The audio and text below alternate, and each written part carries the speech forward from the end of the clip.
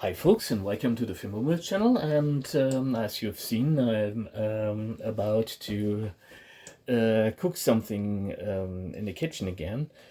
This is a recipe I got from, I think it's from the Nennet Nation, guy from who came via Siberia in the early 2000s, and I worked with him, and we sort of got friendship together, and were he also taught me a little bit about chaga and what have you. And I will not claim that this is an authentic Nennet recipe, but it is sort of a variety of chaga tea. And because this is what I got here, this is Inonotus obliquus. It's chaga. In German it is called Schiefer Schillerpoling. This is a medicinal mushroom that, well, you'd be faster telling what it doesn't do than what it does. It is really potent medicinal, and it is antibacterial, antifungal, anti-inflammatory, antiviral, and it is great for the stomach, and it has been used externally as a disinfection for that, and you burn it and cook up a solution of the burnt ashes. It is also currently evaluated, and please take my meaning precisely, it is being evaluated in several medicinal clinical studies as what its anti-carcinogenic properties are concerned. It is really promising in that it shows 3 times the cell toxicity than chemotherapy, and leaves the healthy cells intact. Funny enough.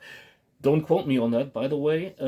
Please go to medical research site, and I recommend you go to pub.med.gov, where you can just use the search function for Inonotus obliquus and the clinical studies currently going on. There is a lot going on at the moment, and we don't have seen the least of it. So this is really promising.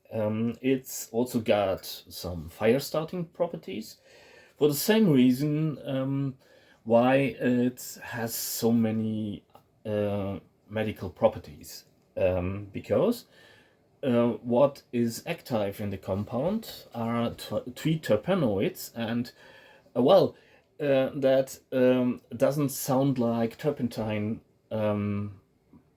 by incidence, but well, these are sort of well, I don't want to talk crap, so go to the mentioned website and look it up.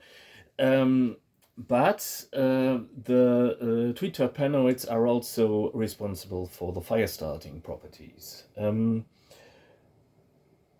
It has got a nice, well, how to describe that, almost caramel flavor to it, and I really do love chaga tea, and this is not just something you drink if you're sick or something, but also can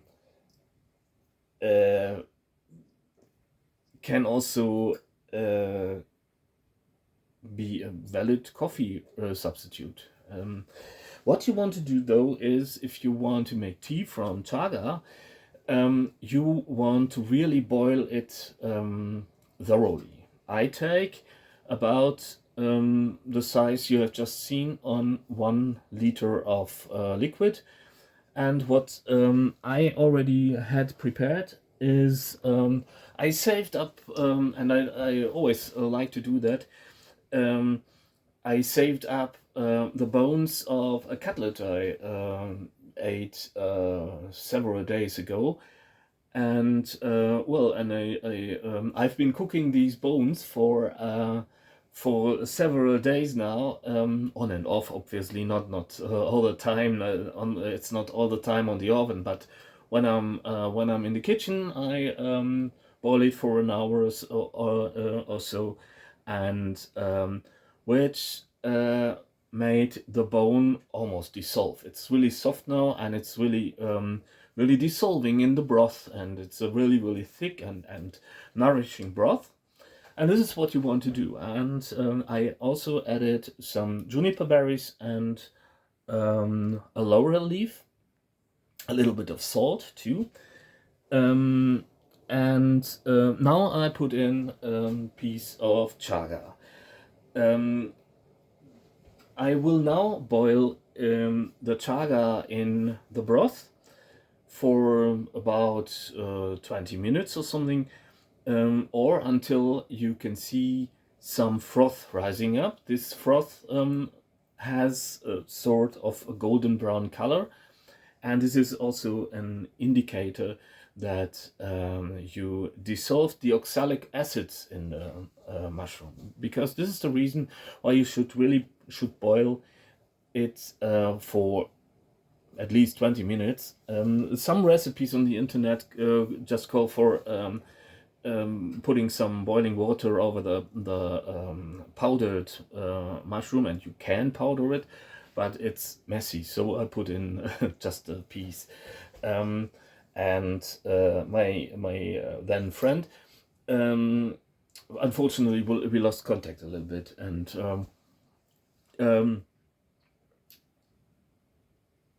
said that you what did I want to say?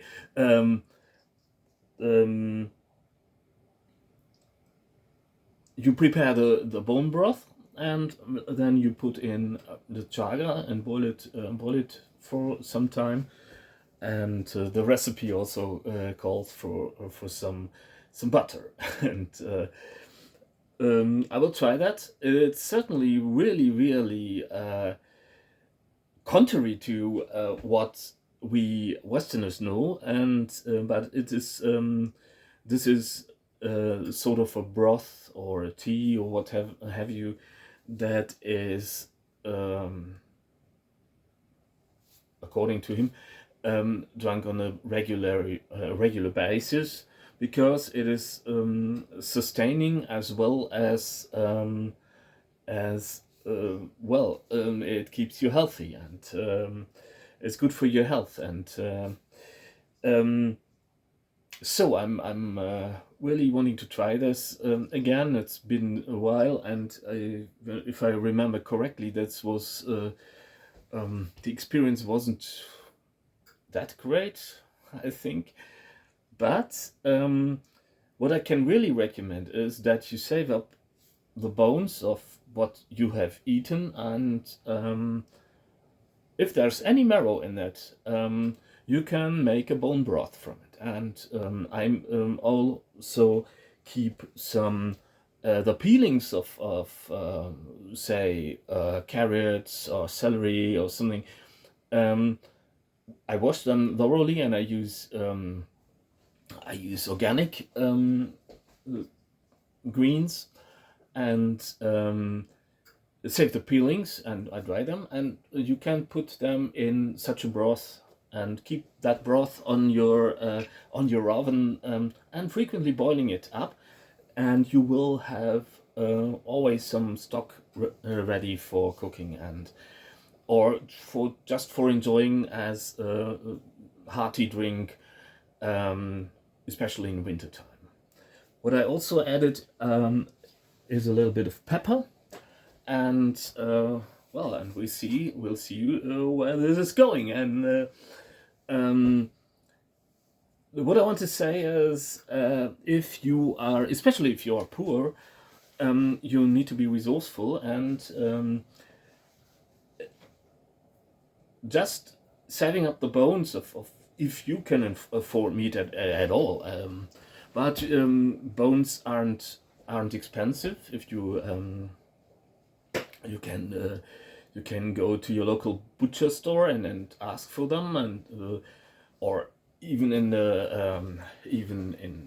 the grocery store or something, you can find bones for a bargain. And if you save those and make a broth from it, it goes a long way to not only to sustain you, but also giving a little bit of heartiness to whatever you are cooking. And with forage goods, you can always add something. Even in winter time, there are still some nettles going on, and or some roots or something like that. Maybe you got a garden, and I suggest you plant some celery and leek and carrots, and so, if they want to grow, and beets maybe, and um, with some greens from the garden, and a little bit of bone broth stock, you got a really hearty and delicious soup that's got nothing in it that will ruin your health if you don't overdo it. If you are only feed on bone broth, you might also have some problems. That's what I'm saying. And please don't forget to eat your greens. But I think we in the so-called Western civilization, and the exclamation marks mostly go for the civilization, because I don't think we have any anymore. Not with far right people in charge. But enough said. Not a political video anyway. But we can take a leaf out of the books of indigenous people, and well, they needed to build up a resilience because of us, and there's no finding a way around that, because well, we are responsible, and we are actually we did that, and it's falling back upon us right now. And maybe I'm not I don't want to claim that our culture is dying or something. I don't know. Simply, this is what I want to say. That I cannot tell. I cannot know, and I would be glad if I were wrong. But well, it's all coming apart at the fringes, and that's not a good feeling. And you know, but it is absolutely necessary that you find your resilience, that you find something to look forward to, and eating healthy and eating good food goes a long way to keep you going and counter depression. Well, it's sometimes it's as simple as that. And not that you can simply cure any depression with with a bone broth. That's not what I'm saying. But what I want to say is, you can support your therapy with something good. And a lot of times, this can be food. This can be good food, and you can make yourself something with few provisions. This is what I want to say. It's not always that you need to eat out or something. And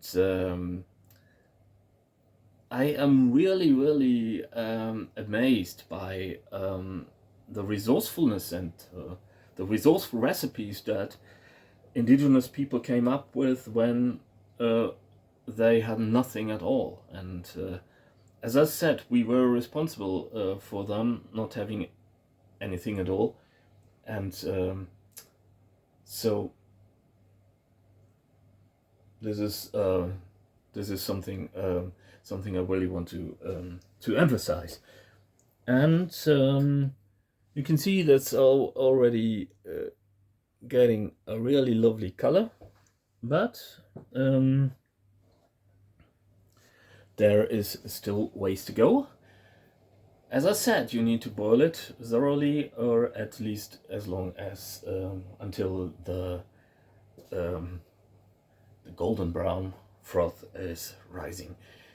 And I will put you aside a little bit because that's boring, and I will come back to you when it is halfway done. So back again. And I got my cup, and I already prepared a teaspoonful of butter, which goes in there. And then I will just take my broth. I already took out the chaga, and I swept off the froth, and I'm preparing my cup. Well, that. Actually, I have heard, but I'm not quite sure what to make of it. Maybe he was just tugging my beard. That you could also put in some cacao and sugar, and I would understand that, and I think this would, especially in cold climates, this would offer you well, sweet goodness and sustenance and a lot of minerals, and would go a long way to sustain you in a colder climate. And well, let's try it.